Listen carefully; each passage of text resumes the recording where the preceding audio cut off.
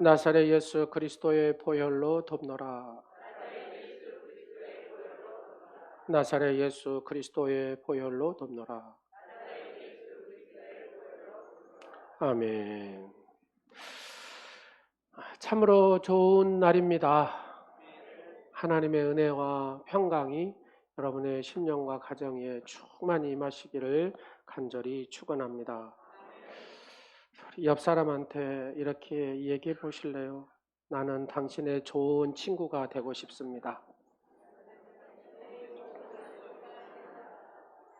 예, 우리는 하나님도 나와 좋은 친구가 되기를 원하고 또 그 하나님께서 우리의 관계 속에서 또 좋은 친구가 되기를 원하시는 줄로 믿으시기 바랍니다. 좋은 친구란 뭡니까? 무엇으로 알아볼 수 있을까? 곰곰이 생각해 보니까 가치 있는 시간에 대한 의식으로 알 수 있다는 겁니다. 가치 있어요. 시간이 막 지루합니다. 아이고 빨리 이 시간 좀 지나가 버렸으면 좋겠다. 이건 좋은 친구가 아니겠죠. 근데 같이 있으면 벌써 이렇게 시간이 많이 되었나? 할 정도로 시간이 빨리 흐른다면 그는 정다운 사이라는 얘기입니다. 왜냐하면 좋은 친구하고는 시간과 공간 밖에서 살기 때문에 그렇습니다. 어떤 친구를 우리는 좋은 친구라고 말하고 있습니까? 내가 힘들 때 도와주는 친구? 아니면 솔직한 마음을 털어놓을 수 있는 친구가 아닐까요? 아마도 마음과 마음이 서로 같은 수평선에 있는 관계가 아니겠습니까? 갓난아이와 백발의 할아버지가 좋은 친구가 될 수 있는 것은 바로 마음의 수평선이 일치하기 때문에 그렇습니다. 아무리 멀리 떨어져 있어도 진정한 우정은 끊임없이 두터워지잖아요. 이게 좋은 친구의 모습입니다. 하나님은 우리와 가장 친한 친구가 되기를 원하신다고 성경은 얘기하고 있습니다. 우리는 에덴 동산에서 사람과 하나님과의 이상적인 관계를 볼 수가 있거든요. 아담과 하와는 하나님과 친밀한 교제를 누렸습니다. 여러분 에덴 동산 한번 생각해 보십시오. 거기에는 의식이 있었습니까? 의식도 없었습니다. 예식이 있었을까요? 예식도 없었습니다. 종교도 없었습니다. 단지 하나님과 사람 사이의 관계만 있었을 뿐입니다. 죄의식이나 두려움 방해 없이 아담과 하와는 하나님으로 인해서 기뻤고 하나님도 그 아담과 하와로 인하여 기뻐하셨습니다. 사람은 하나님의 계속적인 임재 속에 임재 가운데서 살도록 만들어졌거든요. 그러니까 사람을 딱 이렇게 보면서 하나님의 임재가 이렇게 계속 이루어져야 돼요. 그렇지 않으면 그 사람은 살 수가 없는 겁니다. 우리 안에 늘 하나님의 임재함 가운데 살 때에 이것이 은혜죠. 근데 타락한 이후부터는 이 이상적인 관계가 사라져 버린 거예요. 여러분 구약시대에 보면 약 몇 명만이 하나님과 우정을 나누는 특권을 누렸습니다. 그 중에 대표적인 한 사람이 모세라고 할 수가 있습니다. 하나님은 모세를 뭐라고 불렀어요? 친구라 이렇게 부르잖아요. 출애굽기 33장 11절 말씀을 보면은 사람이 자기의 친구와 얘기함 같이 여호와께서는 누구하고요? 모세와 대면하여 말씀하시대. 그렇습니다. 하나님은 모세와 친구와 같이 이렇게 대면했다 그 말입니다. 하나님은 또 한 사람 아브라함을 통하여 친구라 얘기합니다. 이사야 41장 8절 말씀에 보면 그러나 나의 종 너 이스라엘아 내가 택한 야곱아 그러면서 뭐라 그래요? 나의 벗 아브라함의 자손아 이렇게 얘기합니다. 하지만 구약시대에는 하나님과 친밀한 우정의 관계보다는 하나님에 대한 두려움의 감정이 더 보편적이었다라고 얘기하면 틀리지 않을 것 같습니다. 그런데 예수님이 이 상황을 완전히 바꿔놔 버립니다. 예수님이 십자가에서 사람의 인류의 모든 죄값을 치르실 때에 성전에 드려졌던 이 사람과 하나님을 분리시켰던 휘장이 위에서부터 아래로 쫙 찢어집니다. 이것은 사람이 다시 한번 하나님과 바로 이 친밀한 관계를 누리게 되었다는 것을 의미합니다. 하나님과의 우정은 예수 그리스도의 십자가의 죽음을 통한 바로 그 하나님의 은혜로만 가능한 것이죠. 그래서 고린도후서 5장 18절 말씀에 이렇게 말씀합니다. 다 같이 읽겠습니다. 시작. 모든 것이 하나님께로서 났으며 그가 그리스도로 말미암아 우리를 자기와 화목하게 하시고 또 우리에게 화목하게 하는 직분을 주셨으니 모든 것이 하나님께로 나왔다. 하나님께로 났다라고 얘기합니다. 그리스도로 말미암아 화목하게 하셨다라고 말씀하십니다. 예수님은 또 이렇게 말씀합니다. 요한복음 15장 15절 말씀. 이제부터는 너희를 뭐라고요? 종이라 하지 아니하리니 종은 주인이 하는 것을 알지 못함이라. 너희를 누구라고요? 친구라 하였노니 내가 내 아버지께 들은 것을 다 너희에게 알게 하려 하였음이니라. 아멘. 친구다 그 말이에요. 하나님께서 우리에게 친구라 말씀하십니다. 이 친구라는 단어는 그냥 얼굴 정도로 아는 상대를 얘기하는 것이 아닙니다. 아주 가깝고 서로의 신뢰하는 관계, 밀접한 관계를 여기에 단어가 친구입니다. 이 단어는 왕이 아주 가깝고 신뢰하는 친구들의 모임을 일컬었을 때 사용된 단어입니다. 왕궁에서 여러분 종은 어쩝니까? 왕 옆에서 이렇게 있습니까? 항상 일정한 거리를 두고 이 종은 따라다닙니다.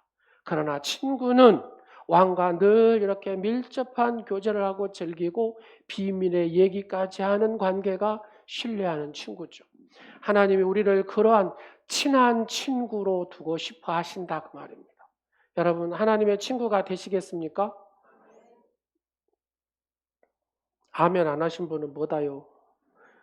예. 하나님의 친구가 되시겠습니까? 예. 그러면 하나님의 좋은 친구가 되려면 내가 어떻게 살아야 되는가 하는 겁니다. 첫 번째는 친구는 뭐 해요? 만나면 얘기를 하잖아요. 그래서 마찬가지입니다. 하나님과 우리가 좋은 친구가 되기 위해서는 끊임없이 대화를 해야 됩니다. 부부도 대화를 해야지 부부지. 대화 안 하는 부부가 부부겠습니까? 예, 부부가 아니죠. 예, 남남보다도 못하죠. 부부는 대화하는 겁니다. 친구는 대화하는 겁니다. 여러분 일주일에 한 번 교회 가는 것만으로는 하나님과의 친밀한 관계를 유지할 수가 없습니다. 에덴 동산의 예배는 참석해야 하는 어떤 이벤트가 아니다 그 말입니다. 순간순간 계속되는 삶의 자체를 얘기하는 것이죠. 여러분 그러잖아요. 친구는 내 삶을 종알종알 얘기하잖아요. 부부도 마찬가지입니다. 종알종알 얘기합니다. 남편 입장에서는 그놈 소리 또 하네, 그놈 소리 또 하네 해도 중요한 것은 어째요? 예, 얘기를 해야 내 부인이 산다는데. 그렇잖아요. 들어줘야 되겠어요? 안 들어줘야 되겠어요? 들어줘야죠. 그 말하면 산다는데. 부부는 그래서 얘기하는 관계가 돼야 된다는 겁니다. 친구도 이렇게 막 얘기해야 됩니다. 아담과 하와는 항상 하나님과 그냥 삶의 자체를 쭉 얘기했다 그 말입니다. 끊임없는 대화를 통해 우리의 모든 삶의 경험을 하나님과 나누는 것이죠. 그게 깊은 관계가 아니겠습니까? 그래서 성경은 데살로니가전서 5장 17절 말씀에 뭐 하지 말고요? 쉬지 말고 기도하라. 이거는 뭡니까? 하나님과 대화하라 그 말입니다. 그러면 이것이 어떻게 가능할까? 한 가지 방법은 숨기도입니다. 숨기도. 여러분 많은 크리스찬들 몇 세기를 거쳐서 영적인 거성들도 보니까 이 숨기도를 많이 했습니다. 이것은 한숨에 있는 그 이야기를 짧은 문장과 혹은 간단한 구절을 통해서 늘 이렇게 고백하는 것을 얘기하는 겁니다. 예를 들어서 이런 거죠. 나는 하나님을 사랑합니다. 나는 하나님을 의지합니다. 나는 하나님을 알기를 원합니다. 나는 하나님께 속해 있습니다. 예수의 보혈로 덮기를 원합니다. 예수 이름으로 빛이 있으라. 하나님의 영광이 임하였음을 선포하노라. 하나님의 나라가 도래하였음을 선포하노라. 하나님의 능력이 일어날 것을 선포하노라. 이 기도를 자주 하는 겁니다. 반복해서 하는 거예요. 이게 하나님과 교제다 그 말입니다. 할렐루야. 다 같이 한번 해보실래요? 나는 하나님을 사랑합니다. 나는 하나님을 의지합니다. 나는 하나님을 알기를 원합니다. 나는 하나님께 속해 있습니다. 예수의 보혈로 덮어 주옵소서. 예수 이름으로 명합니다. 빛이 있으라. 한번 해보세요. 빛이 있으라. 빛이 있으라. 이게 무슨 말입니까? 예수님이 빛이잖아요. 빛. 내 가정이 어두워요. 예수 이름으로 빛이 있으라. 그러면 어둠이 물러간다. 내 육신이 아파요. 시작. 내 몸에 예수 이름으로 빛이 있으라. 내 자녀들이 어둠에 눌려 있습니다. 시작. 예수 이름으로 빛이 있으라. 할렐루야. 빛 대신 예수님이 그곳에 들어가면 살아나는 역사가 있는 줄로 믿습니다. 회복의 역사가 일어난 줄로 믿습니다. 빛이 있으라. 이걸 못해요. 다 하잖아요. 그러잖아요. 다시 한번 하겠습니다. 빛이 있으라. 예수 이름으로 빛이 있으라. 내 남편 속에 시작. 빛이 있으라. 내 아내 속에 시작. 빛이 있으라. 내 자녀들 속에 시작. 빛이 있으라. 우리 아동부에 시작. 빛이 있으라. 유치부에 시작. 빛이 있으라. 중고등부에 빛이 있으라. 청년부에 빛이 있으라. 여러분의 삶에 빛이 있으라. 예수님의 빛이 비춰질 때마다, 예수님의 빛이 그곳에 임할 때마다 회복의 치유의 역사가 일어난 줄로 믿습니다. 반복하는 겁니다. 예수의 보혈로 덮노라. 하나님의 영광이 내 가정에 임하였느니라. 하나님의 영광이 내 가정에 임하였느니라. 하나님의 영광이 내 남편의 심령에 임하였느니라. 하나님의 나라가 임하였느니라. 할렐루야. 이거 못해요. 다 할 수 있겠죠. 아멘이 한 분밖에 안 나와요. 다 할 수 있겠죠. 하나님의 능력이 일어날 것을 선포하노라. 누구의 이름으로? 예수의 이름으로. 예수의 이름으로 하나님의 능력이 일어날 것을 선포하노라. 예수 이름으로 선포하는 것입니다. 영적인 거성들은 늘 이렇게 기도했습니다. 그럴 때에 하나님은 하나님의 놀라운 역사가 그곳마다 일어났습니다. 제가 인도 선교사님 스탠리 존스 선교사님 새벽에 말씀을 드렸습니다. 이 스탠리 존스 선교사님은 인도의 간디와 서로 영적인 영향을 끼쳤던 분입니다. 89세에 몸이 아파가지고 고향 미국으로 와가지고 병원에 입원해 있는데, 이렇게 간호사가 매일 왔다 갔다 할 거 아니에요. 그 간호사한테 부탁을 했대요. 간호사님, 내 방에 들어올 때마다 스탠리 존스 일어나 걸으라! 이렇게 하라 그랬답니다. 그러니까 처음에 간호사가 나이 드신 89세 어르신한테 스탠리 존스 일어나 걸으라. 이게 쉬웠겠어요? 쉽지 않았겠잖아요. 근데 하도 간곡히 이 선교사님이 부탁을 하니까 스탠리 존스 일어나 걸으라. 일어나 걸으라 하다가 이제 심히 부처님 스탠리 존스 일어나 걸으라. 그렇게 했더니 6개월 만에 정말로 일어나 버리더랍니다. 그래서 스탠리 존스 선교사님이 인도에 가가지고 마지막 선교의 불을 태웠다는 거 아닙니까? 여러분, 일어날 일들이 있습니까? 여러분의 가정에, 여러분의 삶에 일어날 일들이 있습니까? 예수 이름으로 명하여서 하나님의 능력이 일어날 것을 선포하노라. 선포하시기를 간절히 축원합니다. 얼굴을 세수하실 때마다 그냥 멍하니 이렇게 씻지 마시고, 멍하니 이렇게 막 닦고 이러고 하지 마시고, 이렇게 한번 해보십시오. 시작. 항상 기뻐하라. 쉬지 말고 기도하라. 범사에 감사하라. 할렐루야. 그렇게 고백하시라는 겁니다. 항상 기뻐해라. 쉬지 말고 기도해라. 범사에 감사하라. 바로 이것이 하나님과 교제에 큰 도움을 주는 바로 그런 고백의 말씀드린 줄로 믿으시기 바랍니다. 두 번째로 하나님과 우정을 맺는 두 번째 방법은 묵상하는 겁니다. 하루 종일 하나님의 말씀을 묵상하는 거예요. 이것을 여러분, 하나님의 말씀을 늘 생각하는 것을 묵상이라고 하잖아요. 성경은 우리에게 묵상할 것을 권면합니다. 시편 1편 1절과 2절 말씀을 한번 보실래요? 시작. 복 있는 사람은 악인들의 길을 따르지 아니하며 죄인들의 길에 서지 아니하며 오만한 자들의 자리에 앉지 아니하고 오직 여호와의 율법을 즐거워하여, 그 다음에 뭐라 그래요? 그 율법을 주야로 묵상하는도다. 할렐루야. 어떤 문제가 있어요. 그 문제에 대해서 내가 또 생각하고 또 생각하고 또 반복적으로 계속 생각하면 그건 뭐예요? 걱정입니다. 걱정. 그러나 하나님 말씀을 반복해서 생각하면 그거는 뭐예요? 묵상이 되는 것이죠. 여러분, 걱정하는 방법을 다 아시죠? 혹시 나는 걱정하는 방법을 몰라요 하신 분? 예, 한 번도 없어요.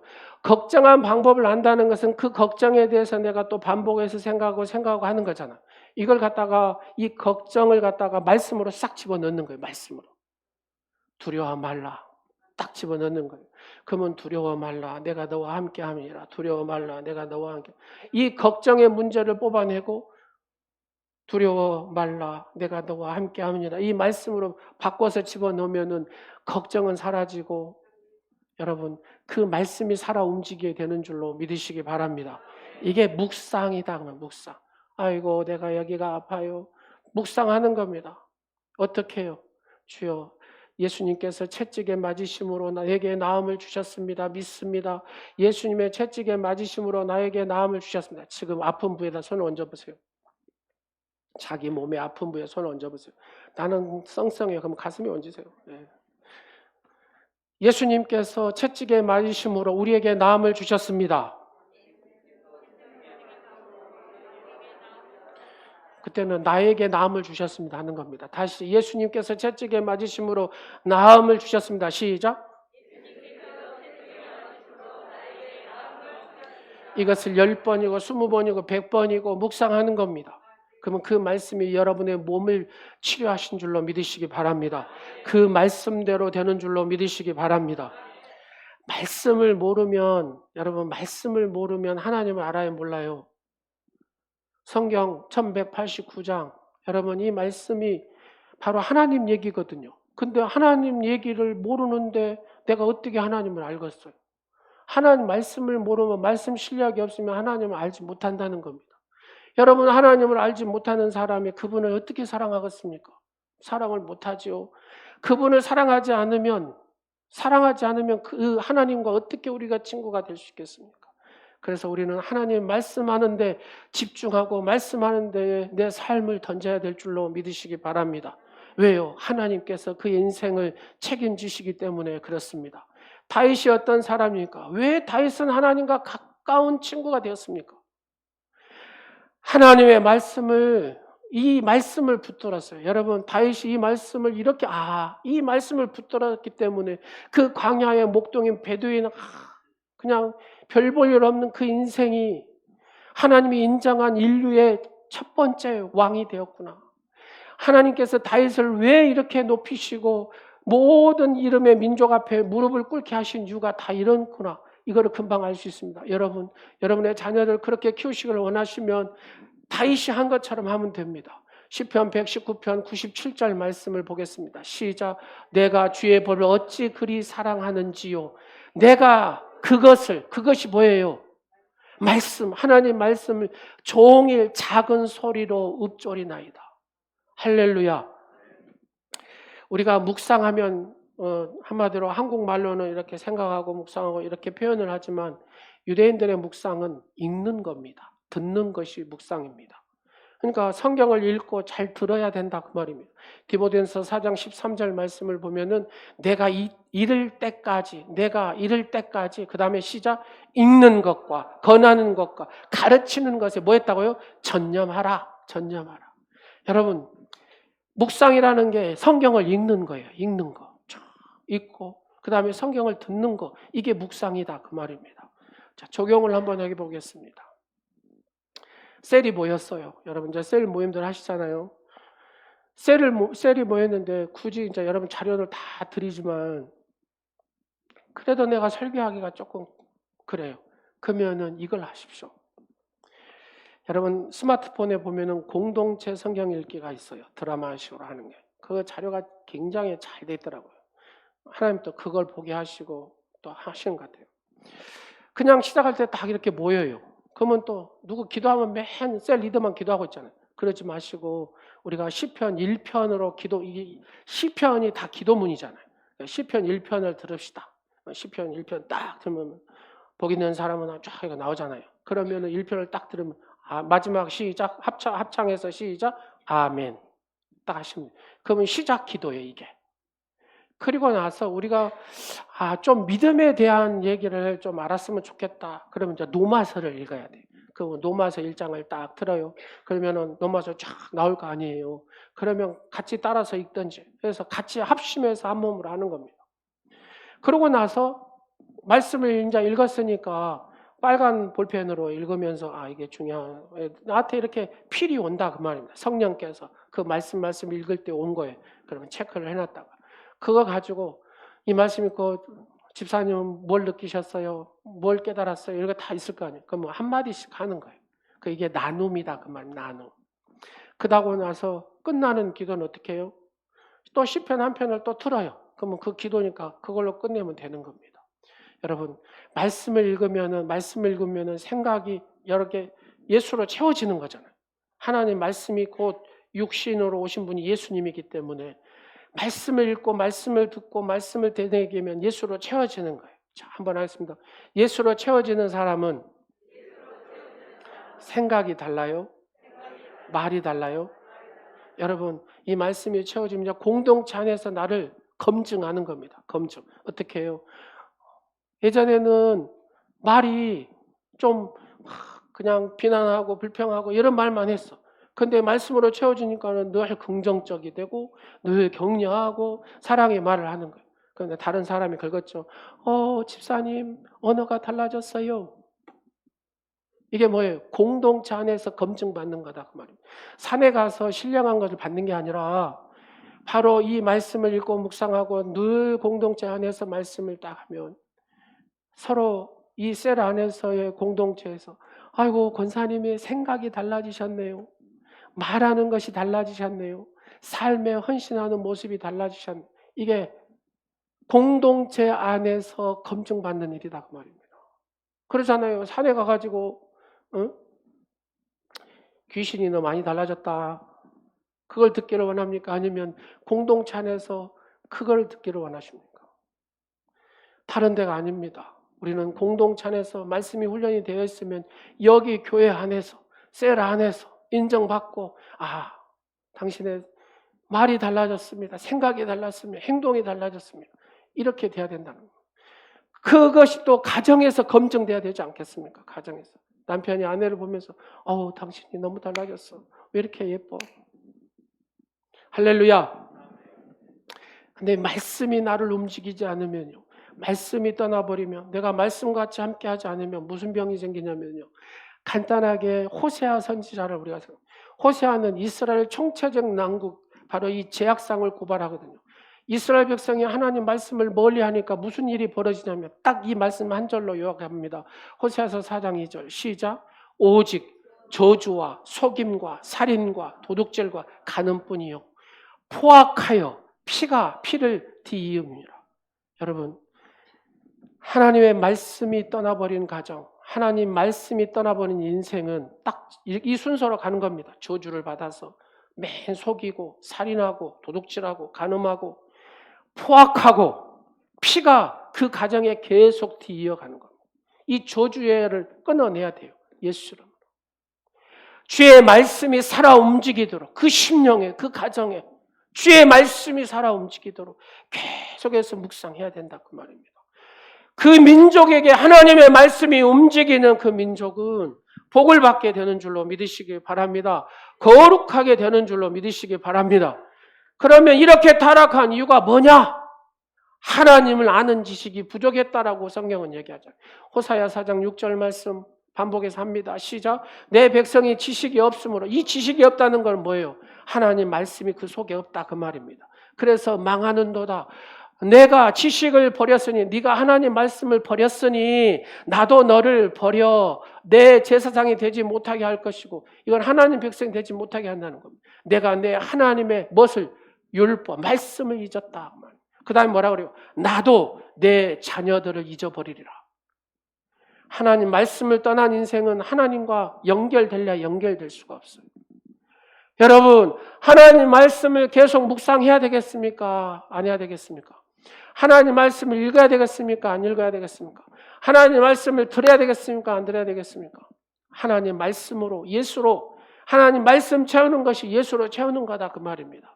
바로 그 하나님 말씀이 여러분의 삶과 가정을 움직이고 여러분의 자녀와 자손을 움직이도록, 그리하여 다윗과 같은 복을 받는, 다니엘과 같은 복을 받는 여러분 가정 되시기를 간절히 축원합니다. 하나님을 아는 지식이라는 게 뭐예요? 단순히 이름 석자만 아는 것을 의미하는 게 아닙니다. 이스라엘은 뱃속에서부터 하나님 말씀을 듣고 잔 자라는, 얼마나 하나님 말씀에 대해서 이 지식으로는 많았겠어요.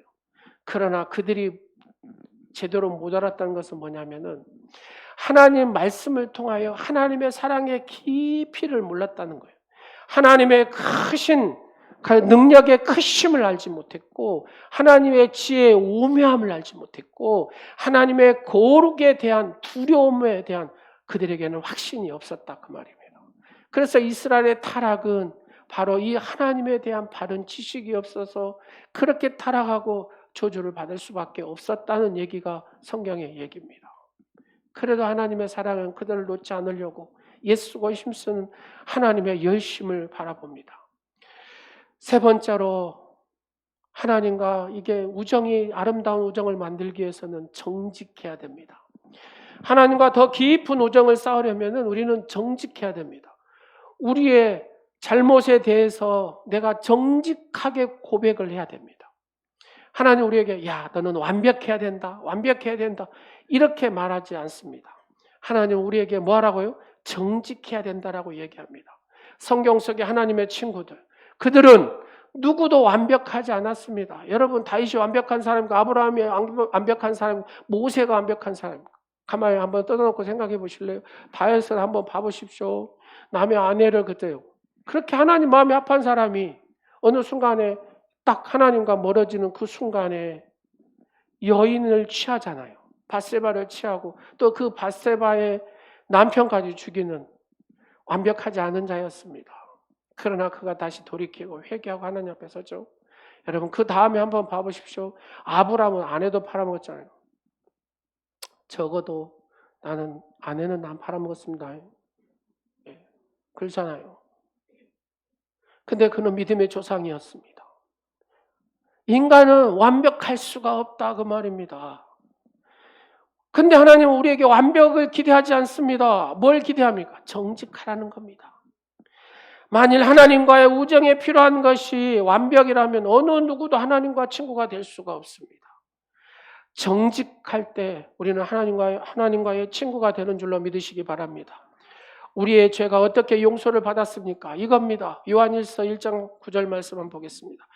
만일 우리가 우리의 죄를 자백하면, 어떻게 해요? 정직하게 자백하면 그는 미쁘시고 의로우사 우리의 죄를 사하시며 우리를 모든 불의에서 깨끗하게 하실 것이요 라고 말씀합니다. 여러분, 우리가 정직하게 하나님 앞에 자백하기만 하면 하나님 우리의 모든 죄를 사하여 주시는 줄로 믿으시기 바랍니다. 우리의 죄가 용서받는 데는 두 가지 전제의 요소가 있어요. 하나님과 관계인데 모든 인간은 두 가지로 나눠집니다. 이해관계로 만났냐, 아니면 부모와 자식 부자관계로 만났냐. 여러분, 이해관계로 만나면은 어쩝니까? 반드시 이익에 대한 뭐가 있어야 돼요.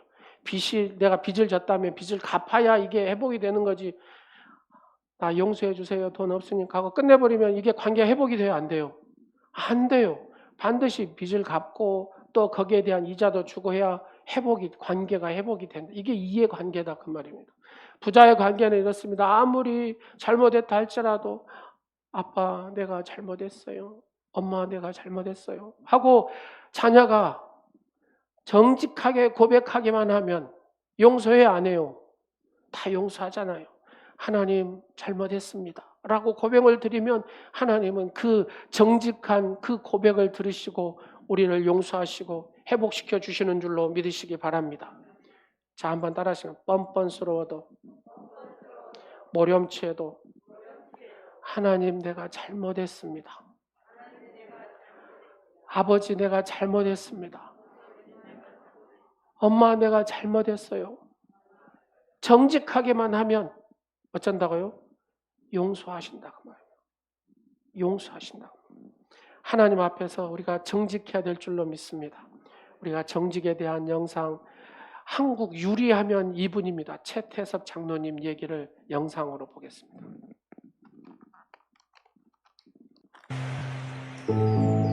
최태석 장로님 계십니다. 기업위원회 20%를 사회에 환원하면서 정직 경영과 검소한 삶으로 평생 살아셨던 장로님.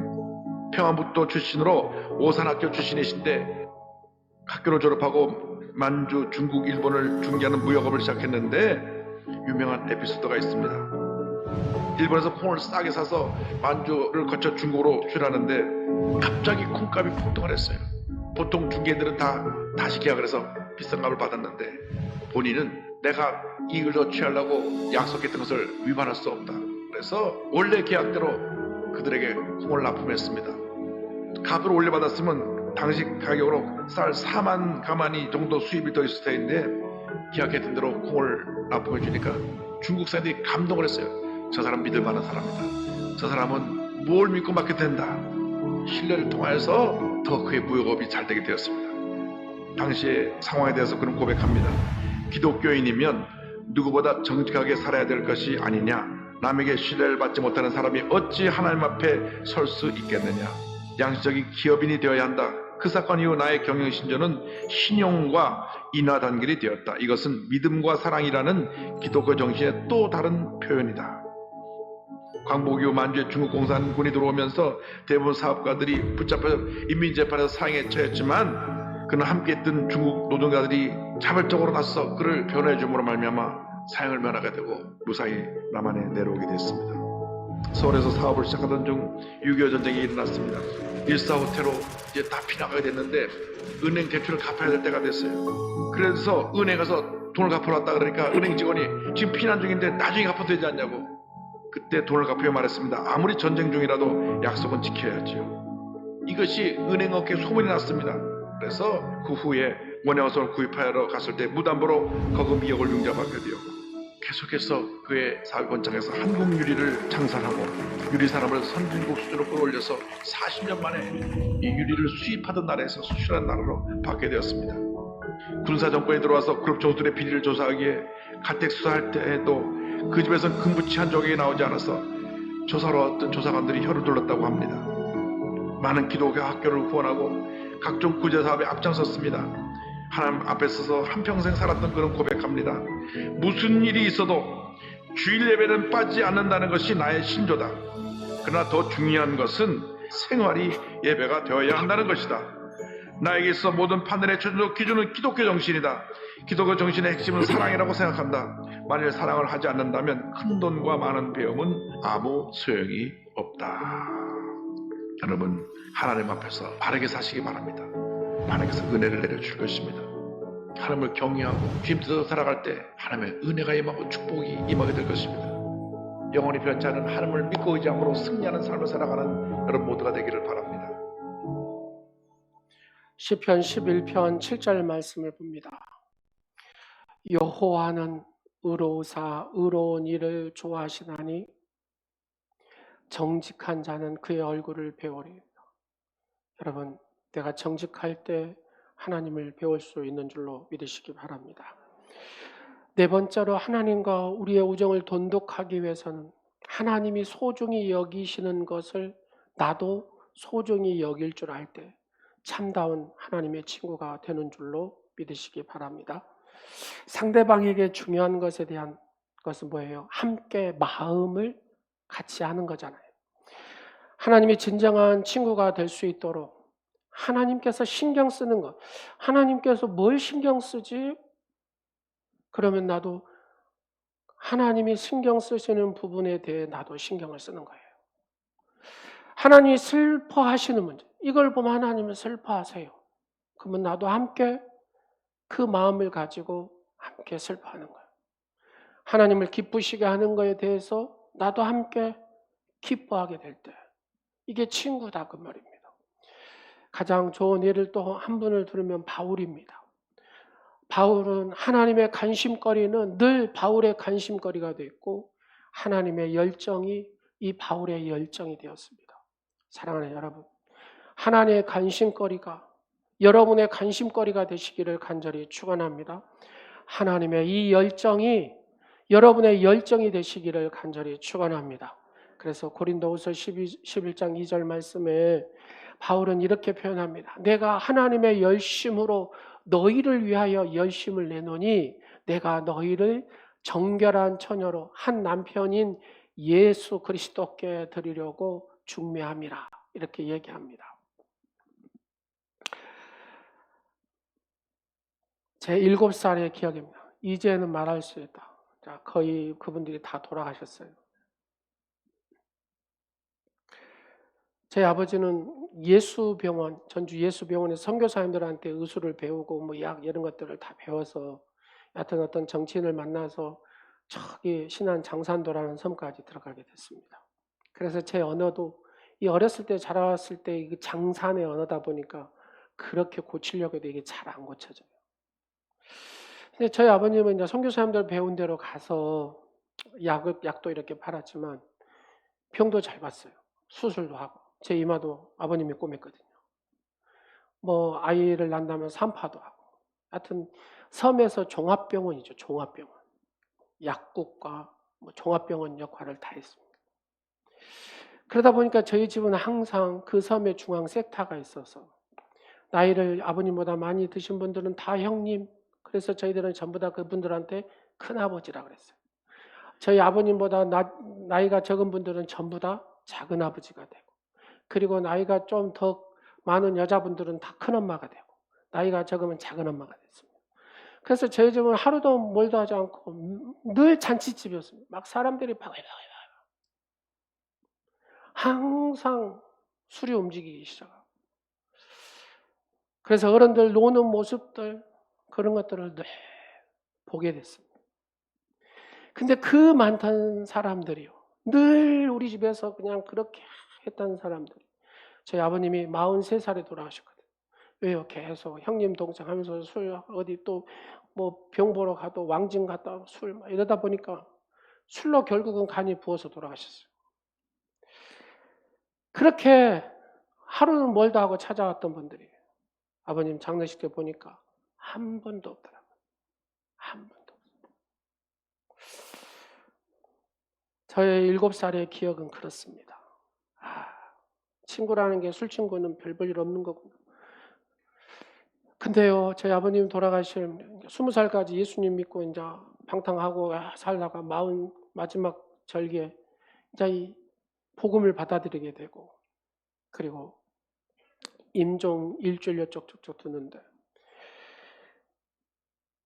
그 정집사님이란 분이 계셨어요. 정집사님. 이 집사님이 늘 오셔가지고 저희 아버님 위해서 기도를 해줬네요.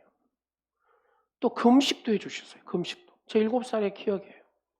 그래서 저런 신실한 분이 있구나. 근데 뒤로 이제 이분이 목사님이 됐거든요. 여러분, 그 많던 친구는 한 명도 없는데 마지막 그 영혼을 위하여 기도하고 영혼 구원받아서 하나님 백성 되기를 금식 기도했던 그 정찬 집사.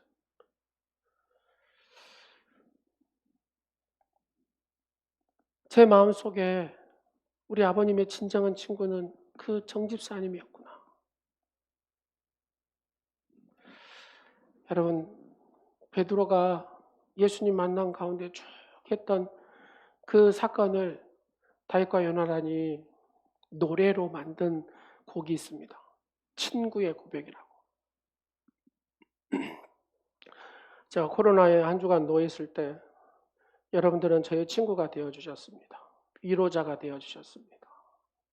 그래서 그런 의미에서 제가 이 곡을 한번 불러보도록 하겠습니다. 아름다웠던 지난 추억들, 사랑했었던 많은 친구들, 멀고도 험한 고난의 길을 나 이제 말없이 주님을 위하여 떠나야지. 수없이 많은 사람들 위해 당신이 바친 고귀한 희생, 영원히 당신과 함께 있고파 사랑의 십자가를 맞이하네. 지난 6월절 저녁 성찬 때 주님과 함께 마시던 핏잔, 그 일이 문득 생각이 나면 어느새 내 뺨에 주르르 눈물만이 흐릅니다. 수없이 많은 사람들 위해 당신이 바친 고귀한 희생, 영원히 당신과 함께 있고파 사랑의 십자가를 맞이하네.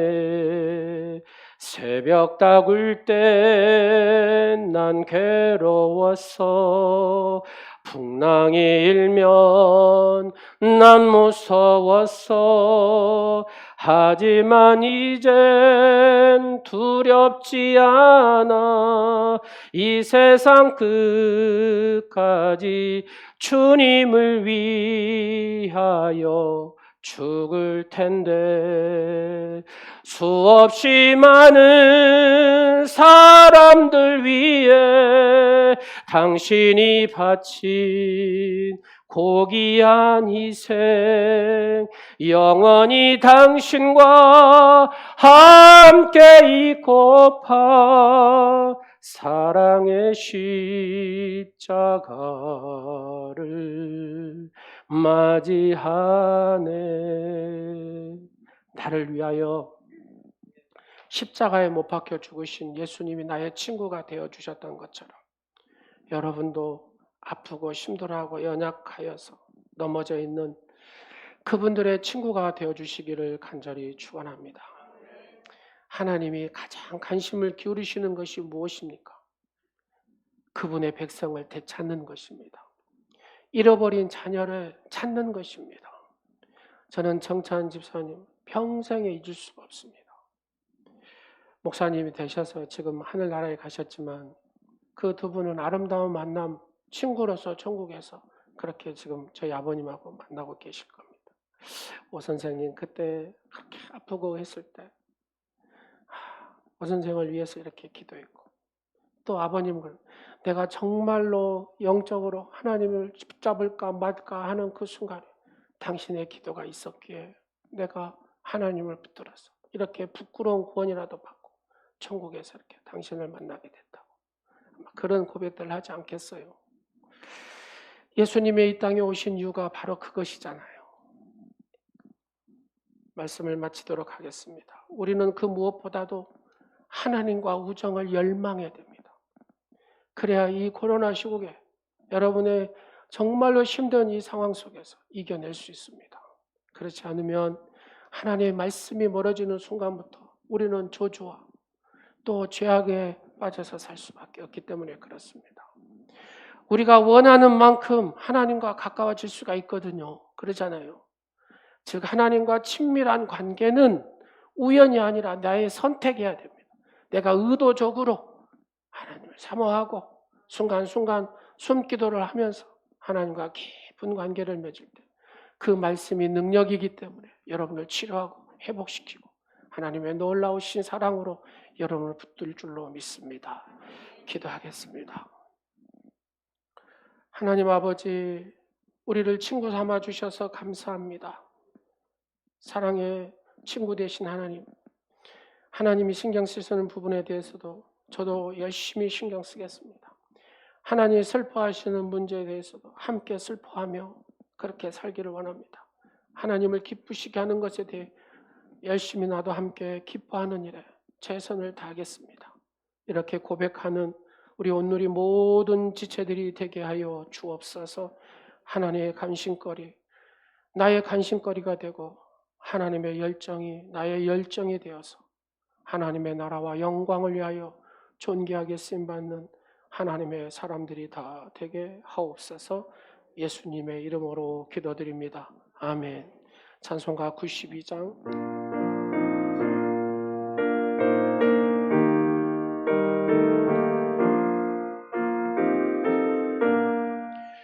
위에 계신 나의 친구, 그의 사랑 지극하다.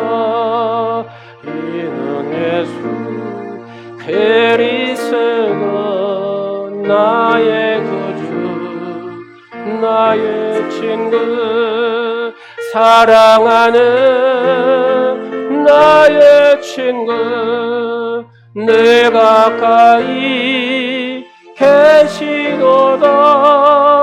그의 사랑 놀랍도다. 변함없는 나의 친구, 나를 위해 죽으시고 나를 구원하소서.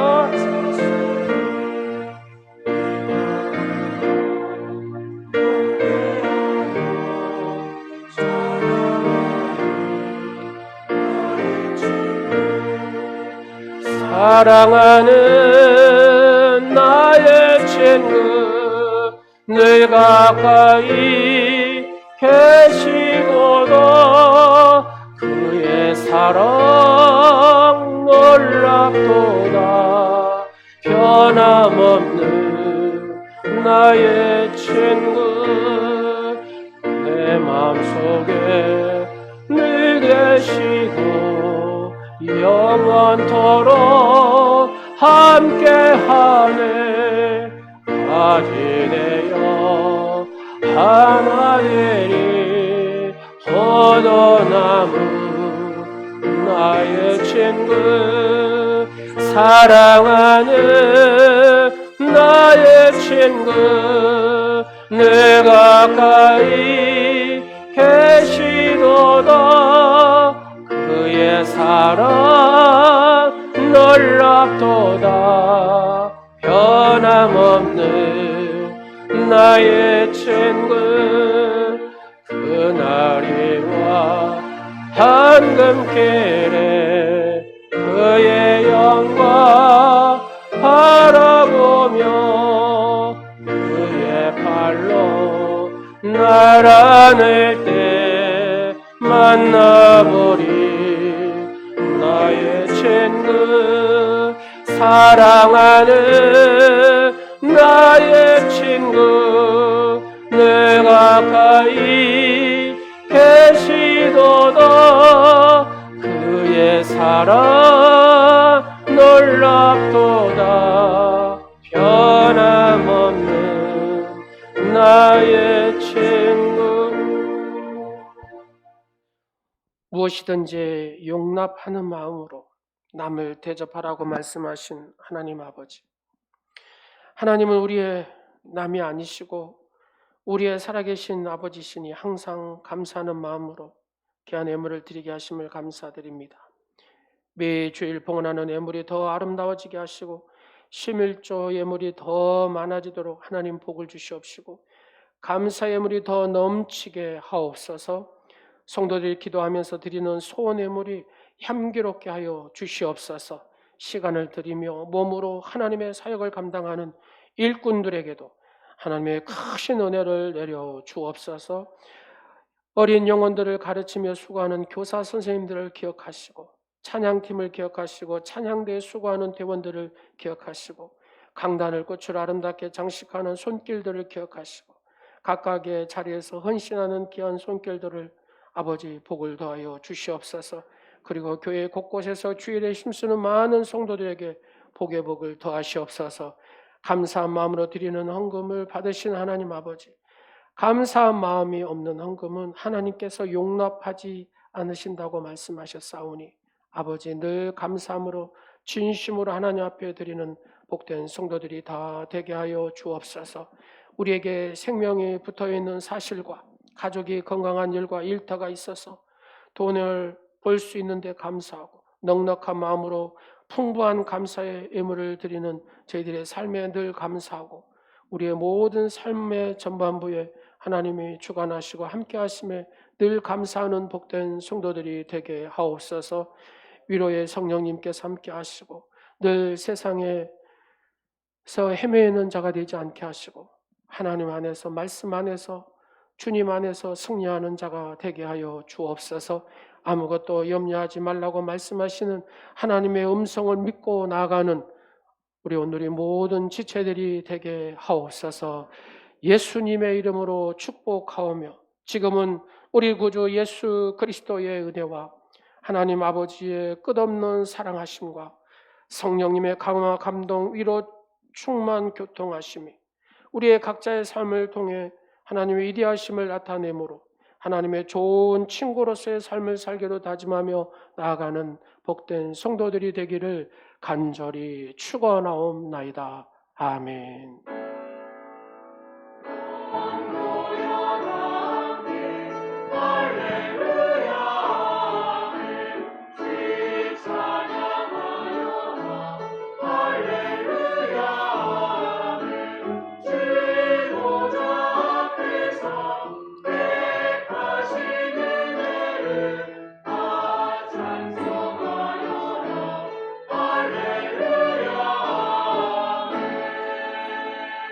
하나님께 영광의 박수 드리겠습니다.